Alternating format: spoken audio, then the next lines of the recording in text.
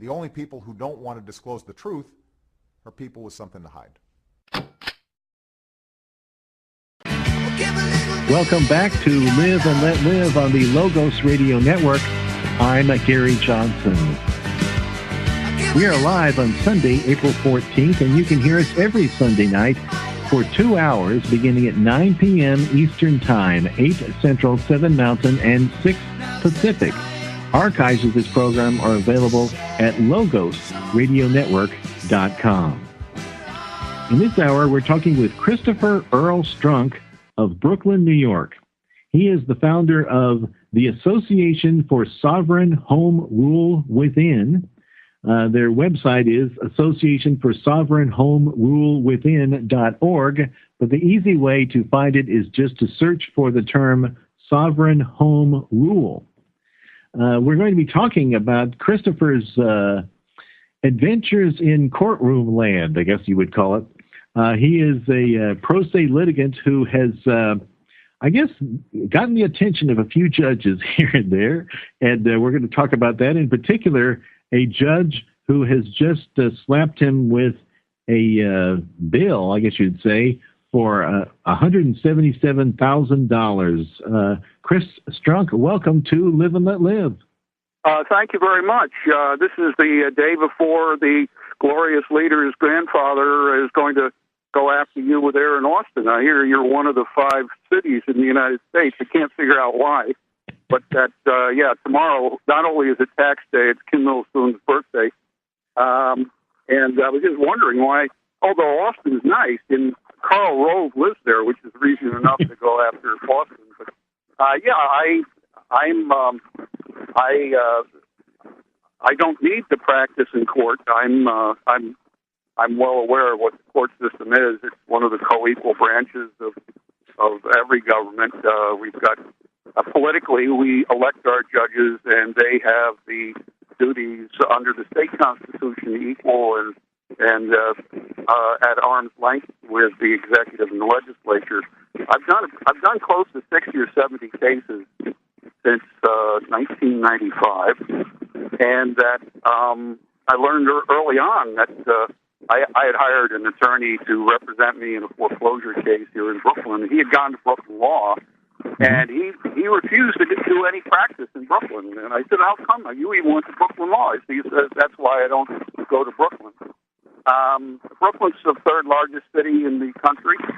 I'm trying to get home rule for Brooklyn, break loose of the city charter. And here in Democrat land, I became a Republican because I figured I would be left alone. And that, and the problem is that there's so few Republicans in Brooklyn that the Democrats bribe Republicans to get on the Republican ballot so that they can run as Republicans against the Democrats. They just arrested about 6 or 7 county chairmen and various elected officials for kickbacks and bribery to get on to become city mayor. Yeah, I have a modest existence.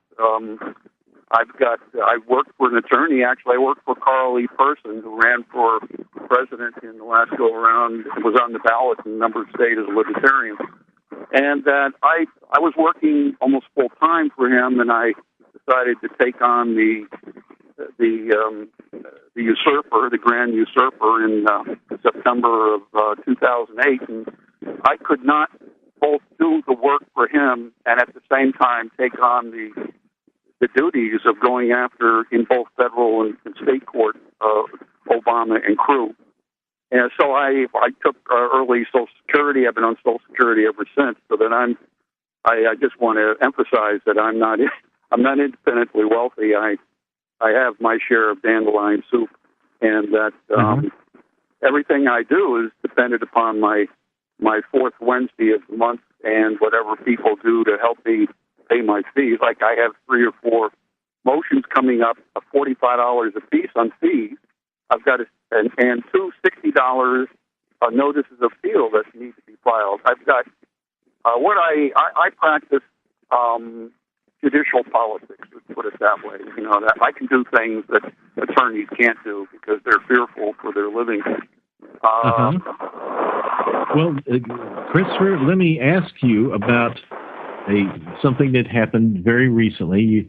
I don't know if this is the part of the original 2008 case you were talking about, but you challenged the eligibility of Barack Obama to be president, and a judge, he took umbrage, I guess, at your lawsuit, and he had some choice words to say about you, and he also has sent you a bill, and I believe it's $177,000. Is that what it is? Yeah. Basically, I had. It wasn't enough. I know all the other attorneys who are suing Obama on his eligibility. I've always taken the position that he has already admitted, as an admission against interest, that he is not. He has a British subject father, and that in itself makes him ineligible. Now, I filed a case in Federal Eastern District in October 2008. The judge said, doesn't belong here, go to state court. I did. So I challenged the Electoral College members, both the Republicans and Democrats, in that they were holding two jobs for pay. And I put that before a judge, and the judge essentially said, if the legislature says you can hold two jobs for pay, that's fine. And that I had also a companion complaint, which I needed what's called the law of the case to be established. Was there not a constitutional a challenge under state constitutional basis?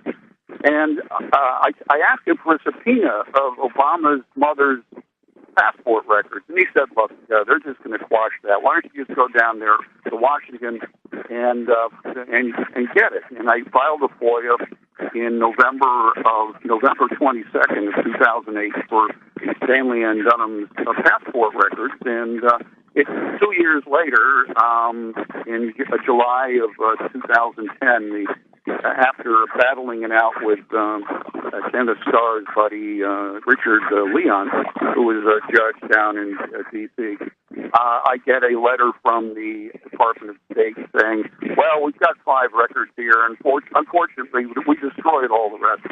And in the first record, which was 1967 sworn affidavit by Stanley and Sotoro in Jakarta, Indonesia, before our vice consul to our embassy there, that her son was no longer to be on her passport and that his name was Subarka.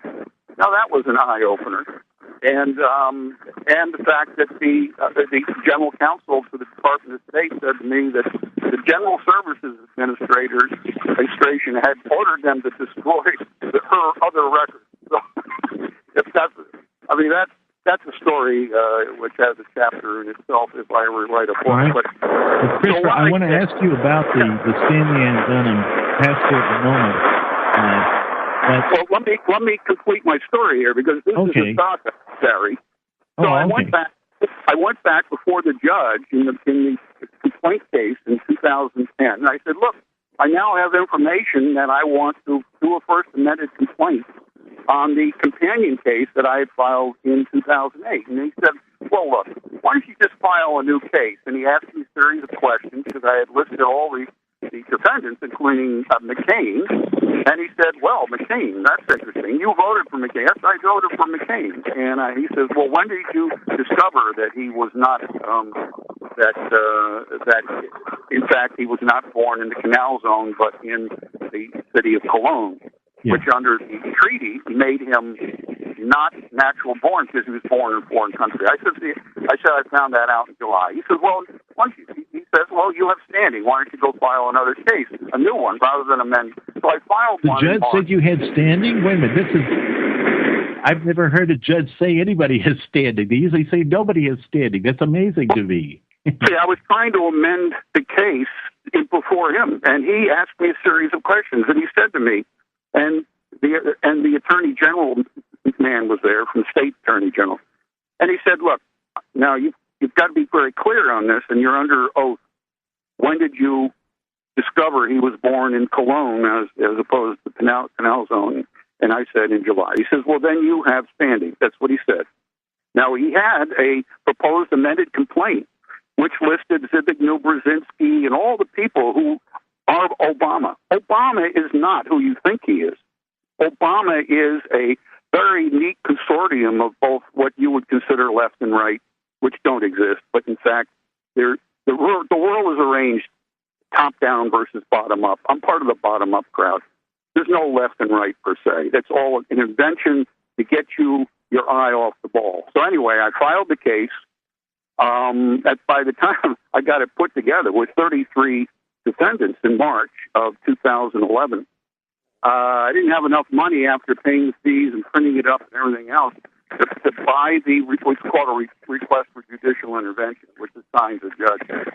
So basically, I let that sit until I could get my next paycheck, my next fourth Wednesday check, and I started serving. And it took me the full 120 days to serve. But in May, John McCain's attorney came in out of Washington and essentially committed perjury, saying there was no related case, and it got assigned to Judge Shack. And Shack is a political hack. He is the darling of Amy Goodman of Democracy Now!, the Socialist International, and that he is an elected judge, and he is a grandstanding, self-aggrandizing sinecure of the Democratic Party and the Socialists, who, in fact, was who sued the state to get a pay raise. You know, that he was complaining. He went from being a teacher to a judge, and I guess he hadn't found out by now that government service is called government service, not called government enrichment. So that he always was pushing for the pay raise. Every time there was a transcript, he was always moaning about his lack of pay. So I'm just giving you a sense of who this fellow is and what he represents, as opposed to the other judge I had, Judge Schmidt, who is a gentleman. Okay. All right, Christopher, we're coming up on a break here, and we'll let you tell us more about the political hack, author Shack. We're talking with Christopher Earl Strunk. His website is www.strunk.ws. That's STRUNK, and then .ws.